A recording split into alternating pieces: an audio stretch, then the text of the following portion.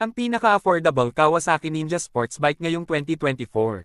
Noong 1984, ginamit ng Kawasaki ang Ninja na moniker para sa napakagandang sports bike nito, ang GPZ 900R. Mula noong araw na iyon, ang termino ay naging napakapopular at magkasing kahulugan sa Team Green na ito ay ipinanganak ng isang buong lineup ng mga fared bike. Ang nagsimula sa isang 900cc beast ay naging isang label na nakita natin sa bawat uri ng sports bike sa mga nakaraang taon. Mayroon kaming madaling gamitin na 125cc city bike sa Europe, isang 250 mph na lumalabag sa supercharged na Armas, at ano ba, kahit isang all-electric Ninja sa 2024. Ganyan kalawak ang mga bagay. Ang iba't ibang ito ay maaaring isa sa mga USP ng lineup, ngunit ang pantay na kredito ay napupunta sa malakas na pagpepresyo ng Kawasaki.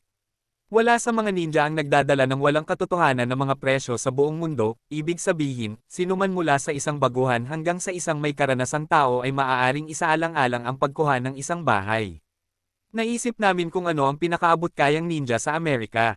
At mag-post ng isang mabilis na pag-iisip, maaari mong isipin na ang mahinang Ninja A1 ay ito.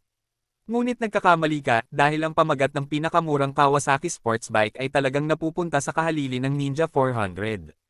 Tingnan ang Honda, Suzuki, at Yamaha.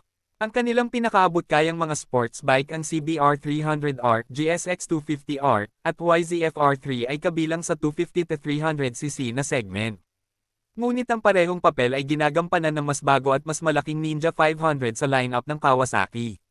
Sa presyong $5,200, ito ay halos $2,000 na mas mababa kaysa sa electric Ninja A1 habang eksaktong kapareho ng papalabas na Ninja 400. Higit sa lahat, ang MSRP ay medyo mapagkompetensya ayon sa mga pamantayan ng merkado. Nagbabayad ka ng $600 na mas mababa kaysa sa KTM RC390, $400 na mas mababa kaysa sa Smoto 450SS, at isang napakalaki na $1,500 na mas mababa kaysa sa bagong Aprilia RS457. Gayunpaman, hindi ito ganoon kadali. Kita mo, para sa $5,200, makukuha mo ang base spec na hindi ABS Ninja 500. Idagdag ang ABS, at ang presyo ay tumaas sa $5,600. Samantalang, kung gusto mo pa ang passion red colorway, kailangan mong magbayad ng $5,800. Ang lahat ng mga karibal nito ay may ABS bilang pamantayan at halos walang pagbabago sa presyo na depende sa kulay. Kawasaki Ninja 500 Rivals, KTM RC390, Smoto 450 Senior, Aprilia RS457, Yamaha YZF-R3, Honda CBR 500. Plus leading performance from the 451cc engine. Peak power, 51 horsepower, peak torque, 31.7 pound-feet. Ang pagsisid ng mas malalim, ang Ninja 500 ay gumagawa ng isang malakas na kaso para sa sarili nito sa ibang lugar. Lalo na, sa departamento ng pagganap. Ginagamit nito ang bagong 451cc parallel twin engine ng Kawasaki na unang nakita sa Eliminator. Sa liquid cooling at 11.3, 1 compression ratio, makakakuha ka ng peak output na mas mataas kaysa sa lahat ng karibal nito. Idagdag pa dito ang 370 pound heft nito, at tinitingnan mo ang ilang seryosong ungol mula sa abot kayang Ninja na ito.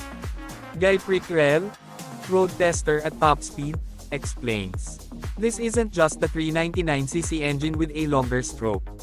Kawasaki's brand new parallel twin benefits from a newly designed airbox and asymmetrical intake funnel, offering superior engine response across the rev range. New fuel injector positioning brings them closer to the combustion chamber, providing improved efficiency and performance, while a new balancing shaft promises less vibration.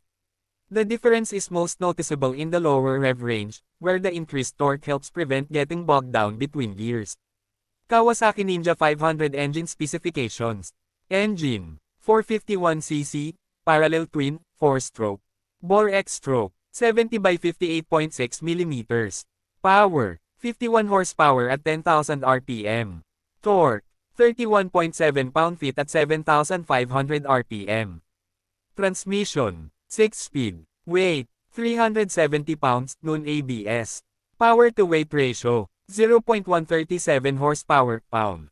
Simple yet proven underpinnings. Chassis, steel trellis. Ang 500 ay sumusunod sa kasabihang, kung hindi ito nasira, huwag ayusin, sa underpinnings department. Iyon ay dahil karamihan sa nakikita mo dito ay dala o inspirasyon mula sa Ninja 500. Alinsunod dito, makakakuha ka ng isang steel trellis chassis na nakasuspine sa mga hindi adjustable na teleskopiko na tinidor at isang preload adjustable na monoshock. Ito ay pinangungunahan ng 17-inch cast aluminum wheels na ang bawat isa ay naglalaman ng isang disc brake. Isang konbensyonal na box type na swing arm ang nagpapaikot ng mga bagay. Ang lahat ng ito ay nakakatulong na matiyak na ang mga sukat ay madali para sa lahat ng uri ng mga sakay. Tingnan ang mga ito sa ibaba. Kawasaki Ninja 500 Dimensions. Wheelbase, 54.1 inches.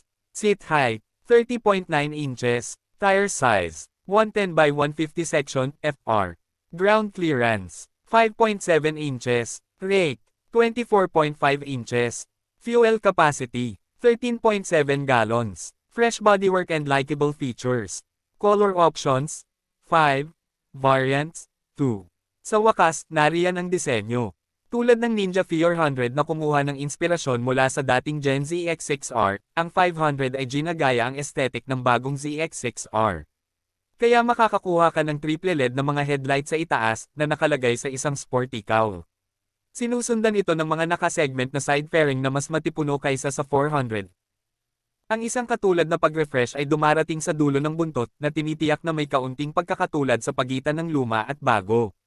Ang mga tampok ay na-upgrade din. Binubuo ang sabungan ng ganap na digital LCD na may lahat ng kinakailangang impormasyon at built-in na koneksyon sa smartphone. Gusto mo pa, mayroong na variant para doon. Nagbubukas ito ng suite ng mga extra gaya ng 4.3-inch TFT with phone connectivity. Kawasaki's Intelligent Proximity Activation Start System KIPASS. LED turn signals, pillion seat cover, large windshield, frame sliders, USB port, knee pads, radiator guard. Tulad ng para sa mga kulay, maaari kang magkaroon ng Ninja 500 sa 5 livery.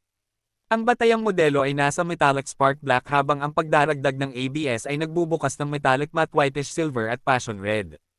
Pagkatapos, mayroon kang KRT livery na sinusundan ng top shelf na opsyon sa 50th anniversary.